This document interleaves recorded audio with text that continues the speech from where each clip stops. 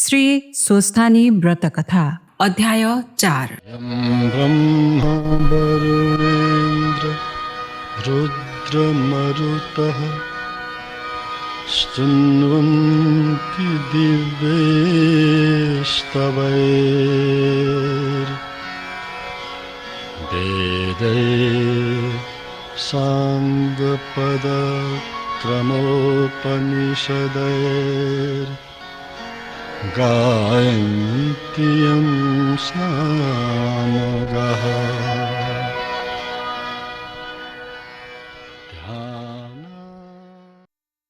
कुमारजी आज्ञा गर्नुहुन्छ।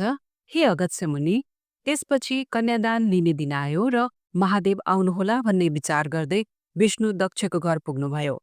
उनले सम्पूर्ण सामग्री तयार गराई अन्य विधान पूरा गरेर कन्यादान गर्न तयार भए। उता महादेव भने दक्षको घर जान बिर्सेर विष भाङ दतुरो खाई अचेत जस्तै भए। अनि विष्णुले अझसम्म महादेव आउनु भएन, कन्यादानको बेला भइसक्यो, आफ्नो हातमा थापौँ भने महादेवलाई हुँदैन, अब के गरौँ भनी व्याकुल हुन लागे। उता महादेव अकस्मात झसङ्ग भई, कन्यादान लिने दिने आजै हो, विष्णु पुगिसक्यो होलान्, बेला पनि भयो होला। यस्तो सम्झी तत्काल वृद्ध सन्यासीको रूप धारण गरी दक्षको घर पुगी भिक्षा मागे। हे विष्णु, म धेरै परबाट आइरहेको छु, भोक लागिरहेको छ। पहिले मलाई भिक्षा नदिई कन्यादान गरे, लिने दिने दुवैलाई श्राप दिनेछु। यी सन्यासी रूपधारी महादेवको यस्ता वचन सुनि विष्णु भन्नुहुन्छ, हे भिक्षुक, लग्नको समय बित्न लाग्यो, कन्यादान भइसकेपछि भिक्षा दिएर सन्तुष्ट गराउला। अहिले म बसेको ठाउँमा आएर बस भनी आफू बसेकै सिंहासनको छेउमा बसाउनुभयो। महादेव कस्तो समयमा पुग्नुभयो भने बिरुनीले सुनको कमण्डलुले धारा दिए दक्ष प्रजापतिले सतीदेवीको हात समाते विष्णुको हातमा सुम्पन्न लागेको बेला र विष्णुले आफ्नो मायाले ढाकेर दक्ष दम्पतिको आँखा छली सतीदेवीको हात सन्यासी रूपी महादेवको हातमा पारिदिनुभयो। त्यो देखेर अत्यन्तै दुखी भई विष्णुको मुखमा हेरी दक्षले भने, तिमी त कप्टी रहेछौ, तिम्रो विश्वासमा पर्दा आज मेरी पुत्री सतीदेवी यो अवस्थामा पर्न गई। दक्षको त्यस्ता कुरा सुनेको नसुनै गरी केही उत्तर नदिइकन सन्यासी रूपी महादेवसित जान्छु भनेर वैकुण्ठ गए। त्यसपछि दक्षले छोरीतर्फ हेरेर भने, हे सती, पापिष्ट विष्णुको छलमा परेर यो वृद्ध सन्यासी स्वामी पाए पनि चिन्ता गर्नु पर्दैन, हामी छँदैछौँ, तँलाई दुःख हुन दिने छैनौँ, अहिले उसैसित जाऊ। पिताको यस्तो वचन सुनेर सबै बहिनीहरूले देवता स्वामी पाएको सम्झी म धिक्कार रहेछु भनी विषाद गरी रुन लागिन्। फेरि विधाताले मेरो ललाटमा यस्तै लेखेको रहेछ, अब रुनु व्यर्थ छ, जस्तो भए पनि मातापिताले दिएका मेरा स्वामी यिनै हुन् भनी धैर्य धारण गरिन्।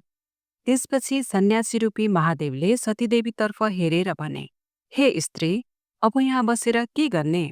आफ्नो घर जानुपर्छ, मातापितासित बिदा मागेर आऊ। स्वामीको यस्तो आज्ञा सुनि हवस् भनी मातापिताको नगिज गए। हे माता, हे पिता, अब आज्ञा भए म जाने थिएँ भनिन्। अनि दक्ष प्रजापति र बिरनीले धैर्य धारण गरेर जाऊ भनी बिदा दिए। सतीदेवीले मातापितालाई प्रणाम गरी सन्यासी रूप महादेवको अगाडि लागेर हिँडिन्। निकै पर पुगेपछि सन्यासी रूप महादेव आज्ञा गर्नुहुन्छ, हे प्रिय, घरबाट कहिले बाहिर ननिस्किएकी, सदा सुखमा पालिएकी, अत्यन्त कोमल अङ्ग भएकी तिमीलाई परिश्रम पर्ला, सुस्त सुस्त हिँड। पतिको मधुर वचन सुनेर सतीदेवी भन्न लागिन्, हे स्वामी, म हिँड्न सक्दछु, हजुरको वृद्ध अवस्था छ, परिश्रम पर्ला, बिस्तार बिस्तार हिँडी बक्सियोस्। यस्तै किसिमका अनेक कुरा गर्दै गए। सतीदेवीले आफ्ना स्वामीको वृद्ध अवस्था देखि यी वृद्ध अवस्थाका भए, म युवती, मेरा स्वामीलाई कसैले केही गरी मेरो अपहरण पो गर्ने हो कि भन्ने चिन्ता गर्दै एकछिन पनि नछाडी पछि लागेर गइन्। कैलाशमा पुगेर महादेवले सतीदेवीको चरित्र हेर्नका लागि कैलाशकै टाकुरामा एउटा खरको झुपडी उत्पन्न गरी, हे स्त्री, हाम्रो घर त्यही हो, आइपुग्यो भन्दै औँलाले देखाए। अनि अब तिमी घरभित्र जाऊ, भोक पनि लाग्यो होला, जे छ झिकेर खाऊ, मलाई परिश्रम भयो, एकछिन सुत्तछु भनी विष भाङ दतुरो खाई बाहिरै सुते। सतीदेवीले त्यो खरको झुप्रोदेखि आफ्ना पिताको घर सम्झेर त्यस्तो सुवर्णको घरमा बसेकी मलाई यस्तो खरको झुपडीमा बस्नु पर्यो भनी मनमा विषाद गरी आँखाबाट आँसुका धारा बगाइन्। फेरि मेरो कर्मले यस्तै परिल्यायो, के गरौँ भनी मन बुझाइन् र पछ्यौराले आँसु पुछी घरभित्र पसिन्। भित्र हेर्दा त सबै ठाउँमा माकुराको जालो र कसिङ्गर मात्र देखिन्। अनि कुचोले माकुराको जालो फाली राम्रोसित बढारेर सफा पारिन्। अनि स्वामी जागा भएपछि खान के दिने भनेर भण्डारमा हेर्न पुगिन्। तर त्यहाँ केही फेला पारिनन्। मनमा विषाद गरी महादेव सुतेको स्थानमा गई खुट्टामुनि बसिरहिन्। 4 दिन बितेपछि महादेव जागा हुनुभयो र सतीदेवीको मुखमा हेरी, "हे पापिनी स्त्री, मलाई बाहिर एक्लै सुताई आफू भित्र सुतिस्? त्यसो गरे पनि के तँलाई खानु पर्दैन थियो? के खाइस् कि खाएकै छैनस्?" भन्दै अनेक तरहले रिसाउन लागेको देखि हँस्यौलो मुख गरी स्वामीको मुखमा हेरी सतीदेवी भन्नुहुन्छ, "हे स्वामी, हजुरलाई गहिरो निन्द्रा परेको देखि जागा गराउन सकिन र म सुतेकी पनि छैन। यहीँ बसिरहेकी छु।